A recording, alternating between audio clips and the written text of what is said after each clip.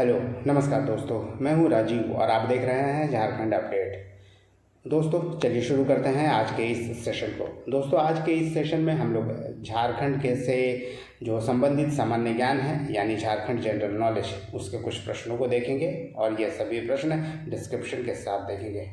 काफ़ी प्रश्न हर प्रश्न के साथ आपको देखने को मिलेंगे, उसका उत्तर भी साथ में होगा। और आप किसी भी एग्जामिनेशन की तैयारी कर रहे हैं, उन सभी एग्जामिनेशन के लिए हर प्रश्न इम्पॉर्टेंट है। तो चलिए शुरू करते हैं आज के इस सेशन को। पहला प्रश्न है दोस्तों, झारखंड विधानसभा के प्रथम उपाध्यक्ष कौन थे?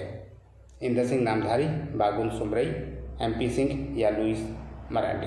दोस्तों झारखंड विधानसभा के प्रथम उपाध्यक्ष बागुन सुमरई थे, यानी ऑप्शन बी इस प्रश्न का सही उत्तर है। आपको बता दें कि बागुन सुमरई जो कि झारखंड के गांधी के नाम से जाने जाते थे, ये झारखंड के प्रथम उपाध्यक्ष तो थे ही। इसके अलावा एक बात और याद रखिए, ये पहले एक्टिंग स्पीकर भी थे, यानी झारखंड विधानसभा बनने के बाद पहली बार एक्टिंग स्पीकर के रूप में इन्होंने काम किया है, यानी कि प्रथम कार्यकारी अध्यक्ष के तौर पर ये रह चुके हैं विधानसभा में। इसके अलावा ये कई बार सिंहभूम से, जो कि एक सुरक्षित सीट है ST के लिए, इससे 5 बार ये सांसद रहे हैं। इसके अलावा 4 बार ये विधायक भी रहे हैं और बिहार सरकार में मंत्री भी रहे हैं। तो ऐसे थे बागुन सुमरई। काफ़ी लंबा अनुभव रहा है, अपने शरीर पे कपड़ा नहीं के बराबर पहनते थे, यानी धोती केवल पहना करते थे और बदन पे कुछ भी नहीं रहता था। काफ़ी लंबे समय तक ये राजनीति में रहे हैं। जयपाल सिंह मुंडा के साथ भी झारखंड आंदोलन में ये साथ रहे हैं। चलिए नेक्स्ट प्रश्न को देखते हैं। प्रश्न नंबर 2 है दोस्तों, विश्व के सभी महाद्वीपों की सर्वोच्च चोटी का आरोहण करने वाली भारत की प्रथम महिला कौन है? विनीता सोरेन, प्रेमलता अग्रवाल, पूर्णिमा महतो या बचेंद्री पाल? दोस्तों अगर हम लोग झारखंड की बात करें तो झारखंड में प्रेमलता अग्रवाल ऐसी महिला है जो एवरेस्ट पर चढ़ चुकी हैं और सर्वाधिक उम्र में एवरेस्ट पर चढ़ने के लिए वो जानी जाती हैं, यानी 48 वर्ष की उम्र थी जब वो एवरेस्ट पर चढ़ी थी। और इनके बारे में बता दें कि 2011 में एवरेस्ट पे चढ़ाई की थी इस सर्वोच्च चोटी पे प्रेमलता अग्रवाल ने। और इसके अलावा जो दुनिया के 7 सर्वोच्च चोटी हैं सभी महादेश के, उन सभी पर ये चढ़ाई कर चुकी है। यानी इस सभी पर चढ़ाई करने के लिए ही 7 समिट्स के लिए, यानी चूँकि सातों जो सर्वोच्च चोटी है उस पर चढ़ाई कर चुकी है प्रेमलता अग्रवाल, इसलिए 2013 में उन्हें पद्मश्री से भी भारत सरकार के द्वारा सम्मानित किया जा चुका है। इसके अलावा आपको बता दें कि तेंजिंग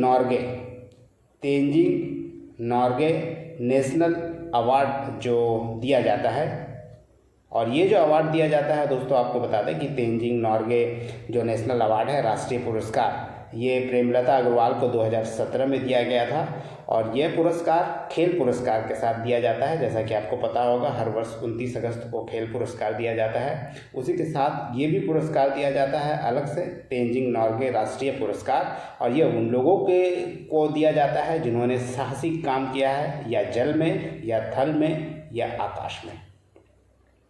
तो ये था प्रेमलता अग्रवाल के बारे में। आप थोड़ा विनीता सोरेन के दोस्तों विनीता सोरेन के बारे में जान लीजिए। ये एवरेस्ट पे चढ़ने वाली पहली आदिवासी महिला है, ये याद रखिएगा, ये इम्पॉर्टेंट है। पहली आदिवासी महिला जो एवरेस्ट पे चढ़ी है वो है विनीता सोरेन, और 2012 में इन्होंने एवरेस्ट फतह किया था। तो इस प्रश्न का दोस्तों सही उत्तर ऑप्शन बी है। नेक्स्ट प्रश्न है, किन ऐतिहासिक पुस्तकों में झारखंड या छोटा नागपुर क्षेत्र को झारखंड के नाम से संबोधित किया गया है? सियारुल मुतखरीन, अकबरनामा, तारीख फिरोजशाही या उपर्युक्त सभी। दोस्तों आपको बता दें कि झारखंड या छोटा नागपुर का जो क्षेत्र रहा है, इसका अलग अलग लेखकों ने, अलग अलग जो ट्रैवल करने आए झारखंड के क्षेत्र में, उन लोगों ने अपने अपने हिसाब से नाम रखा था। तो झारखंड और छोटा नागपुर की अगर बात करें तो इस एरिया को झारखंड से संबोधित करने वाला जो कुछ पुस्तक है वो ये तीनों है ABC, यानी सही उत्तर की बात करें इसका तो उपरोक्त सभी, यानी सियारुल मुतखरीन, अकबरनामा और तारीख फिरोजशाही। ये तीनों ऐसी पुस्तकें हैं जिसमें झारखंड के क्षेत्र को या छोटा नागपुर के क्षेत्र को झारखंड नाम से संबोधित किया गया है इन तीनों ही ऐतिहासिक पुस्तकों में। चलिए दोस्तों नेक्स्ट प्रश्न देखते हैं। नेक्स्ट प्रश्न है, झारखंड गठन के वक्त प्रखंडों की संख्या कितनी थी? 110, 190, 210 या 254? दोस्तों झारखंड गठन के वक्त जो प्रमंडल, अनुमंडल और प्रखंड हैं, इनकी संख्या काफ़ी कम थी। बाद में नए नए प्रखंड, अनुमंडल और प्रमंडल का गठन किया गया है। और चूँकि बात प्रखंड की है प्रश्न में, तो आपको बता दें कि 210 प्रखंड थे जब झारखंड का गठन किया गया था और 54 प्रखंड बाद में बने हैं। कुल मिला के वर्तमान में 264 प्रखंड हैं। वहीं अनुमंडल की बात करें यानी सब डिवीज़न की, तो सब डिवीज़न की दोस्तों बात करें तो सब डिवीज़न 33 था जब झारखंड गठन हुआ था। बाद में 12 और नया अनुमंडल बना, सब डिवीज़न बना और वर्तमान में कुल 45 अनुमंडल झारखंड में यानी सब डिवीज़न है। वहीं प्रमंडल यानी डिवीज़न की बात करें दोस्तों तो झारखंड गठन के वक्त 4 डिवीज़न था। बाद में एक नया डिवीज़न बना जो कि कोल्हान के नाम से जिसे हम लोग जानते हैं, और इस तरह कुल अब 5 प्रमंडल झारखंड में हैं। तो इस तरह वर्तमान में 264 प्रखंड, 45 अनुमंडल और 5 डिवीज़न यानी प्रमंडल है। नेक्स्ट प्रश्न है, भारतीय संविधान के किस अनुच्छेद के तहत झारखंड राज्य के गठन हेतु बिहार राज्य पुनर्गठन विधेयक पारित किया गया था? दोस्तों आपको पता होगा बिहार राज्य पुनर्गठन विधेयक 2000 जो है वो पास किया गया था झारखंड राज्य के गठन के लिए। इससे संबंधित जो ऑप्शन है इस प्रश्न के लिए, ऑप्शन ए अनुच्छेद 1, ऑप्शन बी अनुच्छेद 3, ऑप्शन सी अनुच्छेद 5 या ऑप्शन डी अनुच्छेद 315। दोस्तों आपको बता दें कि इस प्रश्न से संबंधित जो सही उत्तर है ये अनुच्छेद 3 है, यानी अनुच्छेद 3 के तहत ही झारखंड राज्य के गठन के लिए बिहार राज्य पुनर्गठन विधेयक 2000 पारित किया गया था। अनुच्छेद 3 के बारे में दोस्तों आपको बता दें कि अनुच्छेद 3 जो है भारतीय संविधान का, ये कहता है कि नए राज्य का गठन किया जा सकता है भारत सरकार के द्वारा, या नए राज्य के गठन से संबंधित अनुच्छेद 3 है।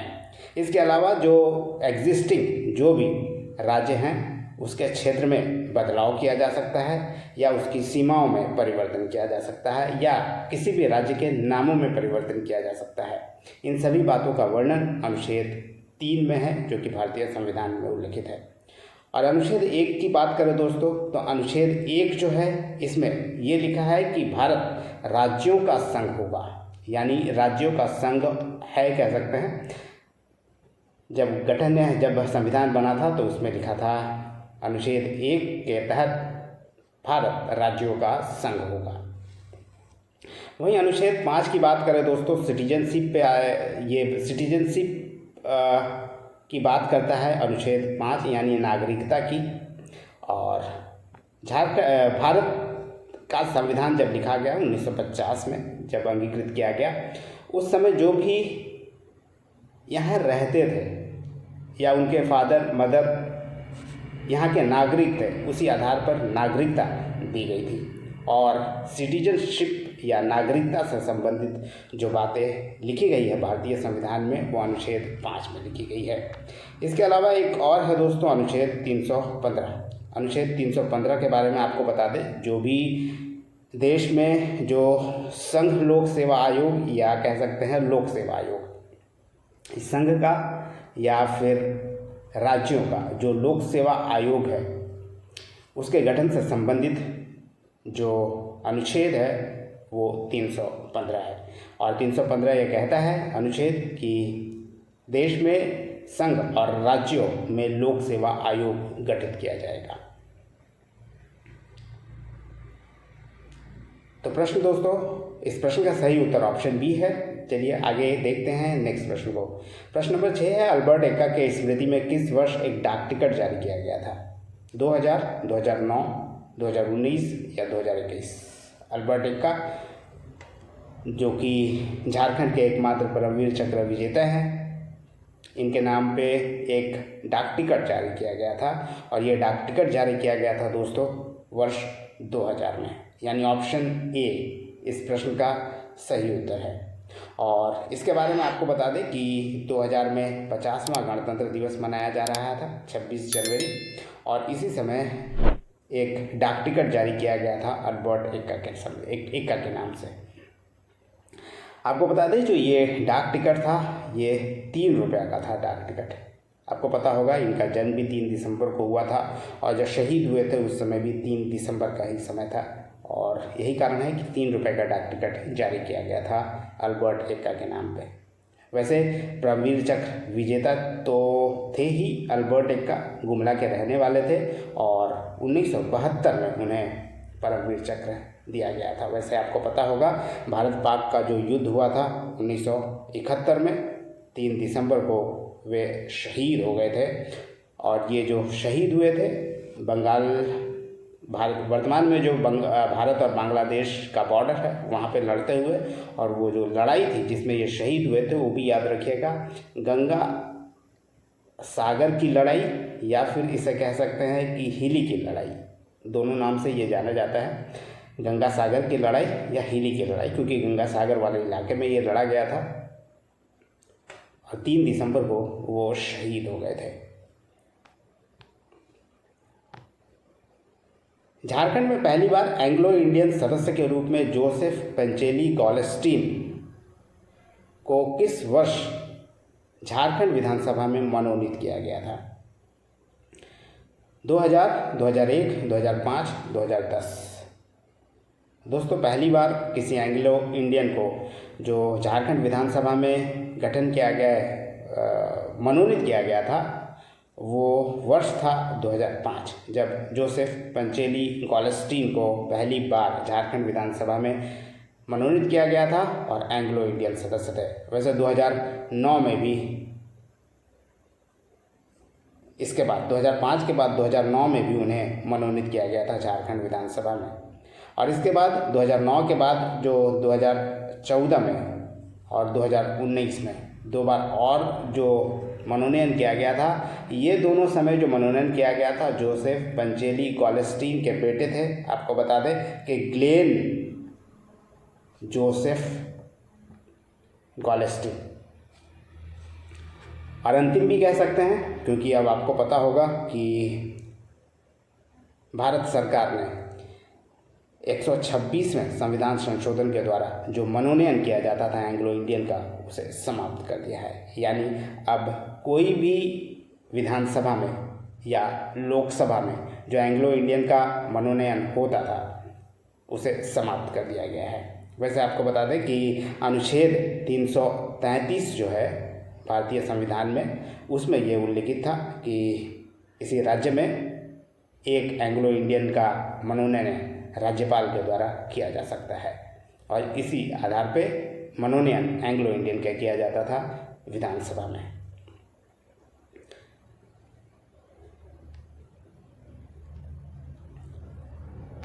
नेक्स्ट प्रश्न है, महात्मा गांधी अंतिम बार किस सिलसिले में झारखंड आए थे? गया अधिवेशन, पटना अधिवेशन, कोलकाता अधिवेशन या रामगढ़ अधिवेशन? दोस्तों इसका सही उत्तर है रामगढ़ अधिवेशन। आपको बता दें कि झारखंड में रामगढ़ अधिवेशन हुआ था, और ये जो अधिवेशन हुआ था 1940 में हुआ था, और इसी में पार्टिसिपेट करने के लिए महात्मा गांधी आए थे झारखंड अंतिम बार। और पहली बार अगर हम लोग बात करें तो पहली बार 1917 में आए थे, और उस समय इनका आने का पर्पस था क्योंकि चंपारण विद्रोह से संबंधित इनका जो स्ट्रेटजी बनाना था, लोगों से बात करना था, उस संबंध में ये पहली बार झारखंड वाले इलाके में आए थे, झारखंड क्षेत्र में आए थे। वैसे एक बात और याद रखिएगा, ये जो आए थे ये श्याम कृष्ण सहाय, जो कि एक प्रसिद्ध नेता थे उस समय, श्याम कृष्ण सहाय, उनके आग्रह पर महात्मा गांधी पहली बार 1917 में यहाँ पर आए थे झारखंड। झारखंड विधानसभा में अब तक 3 बार प्रोटेम स्पीकर के पद पर निम्नलिखित में से कौन रहे हैं? साइमन मरांडी, स्टीफन मरांडी, रविंद्रनाथ महतो या टेकलाल महतो? इसका सही उत्तर है स्टीफन मरांडी। आपको बता दें कि स्टीफन मरांडी ऐसे झारखंड के एक नेता हैं जो 3 बार लगातार प्रोटेम स्पीकर रह चुके हैं। और हाल ही में 2024 जो विधानसभा चुनाव हुआ था, इसके बाद विधानसभा का जो प्रोटेम स्पीकर बनाया गया था वो स्टीफन मरांडी को ही बनाया गया था। वैसे एक बात और बता दें, जो पहली बार यानी झारखंड विधानसभा में पहली बार जो प्रोटेम स्पीकर बने थे वो भी याद रखिए विशेश्वर खान थे। विशेश्वर खान ये पहले प्रोटेम स्पीकर थे और ये भी लगातार 3 बार प्रोटेम स्पीकर के पद पर रह चुके हैं। वैसे एक बार और बता दें विशेश्वर खान के बारे में, जो विधानसभा द्वारा सर्वश्रेष्ठ एमएलए का जो पुरस्कार दिया जाता है वो भी पहली बार विशेश्वर खान को ही दिया गया था।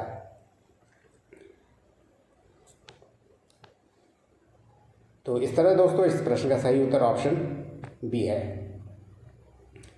नेक्स्ट प्रश्न है, पेरवा घाघ जलप्रपात या पांडु पुडिंग जलप्रपात किस जिले में स्थित है? गुमला, लातेहार, रांची या खूंटी?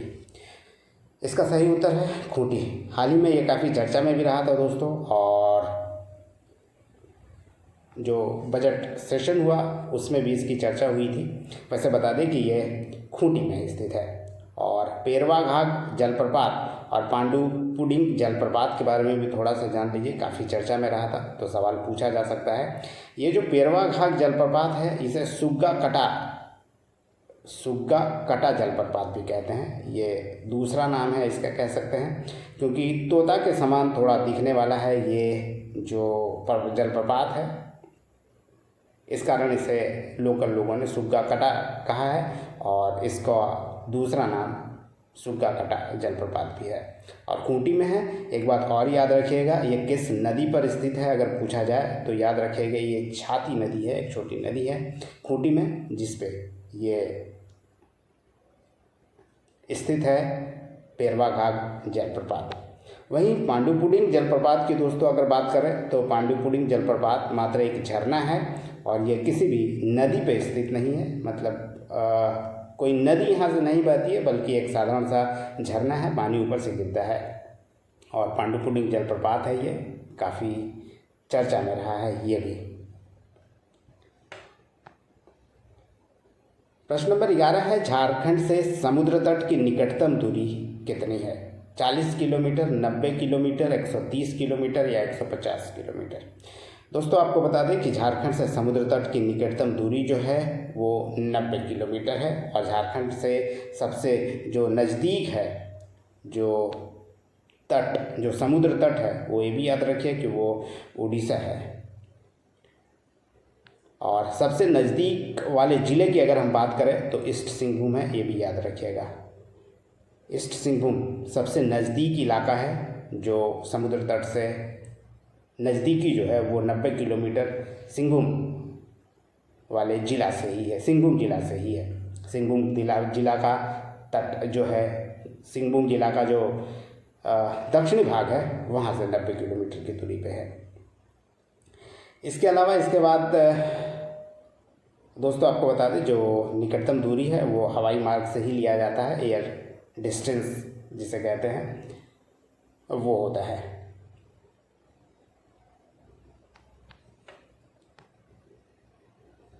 नेक्स्ट है, ट्राइफेड की स्थापना कब की गई थी? 1981, 1985, 1987 या 2001?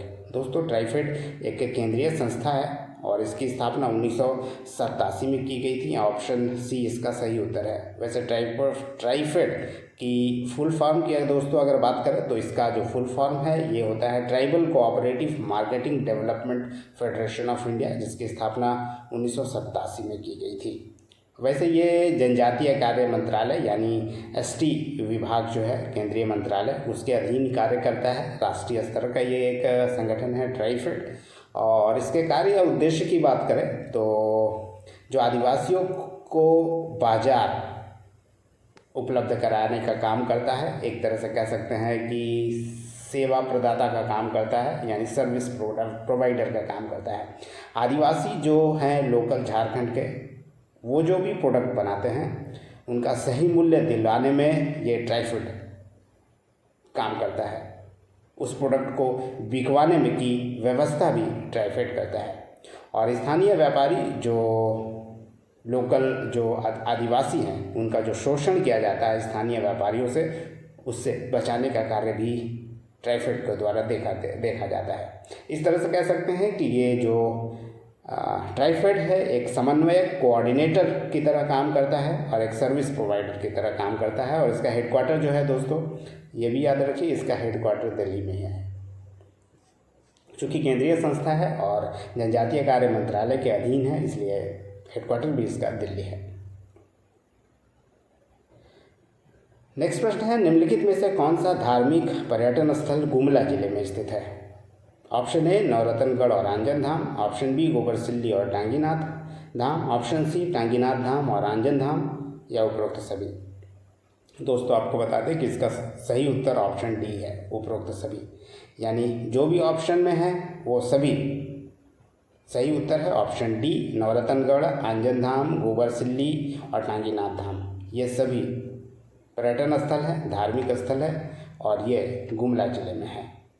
वैसे एक एक कर हम सब थोड़ा शॉर्ट में आपको बताते चलते हैं। अगर दोस्तों टांगीनाथ धाम की हम लोग बात कर लें तो टांगीनाथ धाम जो है ये 7वीं से 9वीं शताब्दी के दौरान यहाँ पे स्थापित है एक त्रिशूल गड़ा हुआ है। और ये जो त्रिशूल है इस पर किसी भी तरह का जंग नहीं लगता है, जिसके लिए काफ़ी फेमस है। इसके अलावा नवरत्नगढ़ की बात कर ले दोस्तों, नवरत्नगढ़ जैसा कि आपने सुना होगा, नवरत्नगढ़ एक किला है। ये राजा दुर्जन शाह जो थे उनके द्वारा स्थापित किया गया था ये नवरत्नगढ़ किला। और नागवंशी राजाओं की धरोहर के तौर पर ये नवरत्नगढ़ को जाना जाता है। वहीं गोबरसिल्ली की अगर हम लोग बात कर लें तो गोबरसिल्ली जो है ये झूलता पहाड़ भी इसे कहते हैं। इस तरह का बनावट है, प्रकृति का अद्भुत बनावट कह सकते हैं कि इसे झूलता पहाड़ भी लोग कहते हैं, जो कि गोबरसिल्ली में है। इसके अलावा एक और है दोस्तों आंजन धाम, इसका भी नाम आपने सुना होगा। ये अंजनी के गर्भ से बालक हनुमान का जन्म हुआ था और वो स्थान आंजन धाम था, ये मान्यता है, इसलिए आंजन धाम काफ़ी फेमस है। और ये धार्मिक स्थल या पर्यटन स्थल कहें, ये गुमला जिले में स्थित है।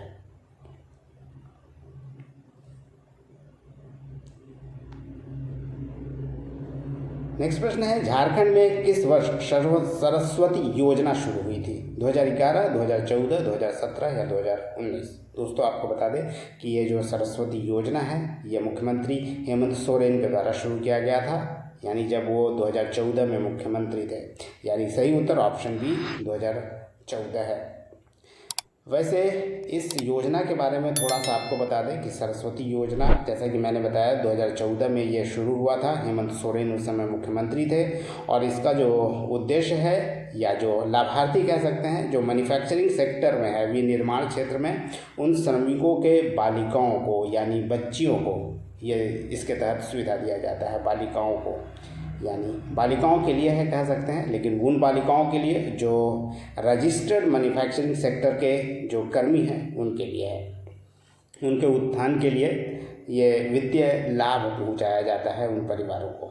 वैसे जो रजिस्टर्ड लेबर हैं उनके घर में जन्म लेने वाली जो भी बालिका बच्ची है उसके नाम पर 5,000 रुपये का एक फिक्स्ड डिपॉजिट किया जाता है और जब बच्ची 18 साल की हो जाती है तो 1 लाख रुपए उन बच्ची को दिया जाता है और इसका उपयोग वो बच्ची या वो परिवार उनकी बच्ची की शिक्षा या विवाह किसी के लिए भी कर सकता है।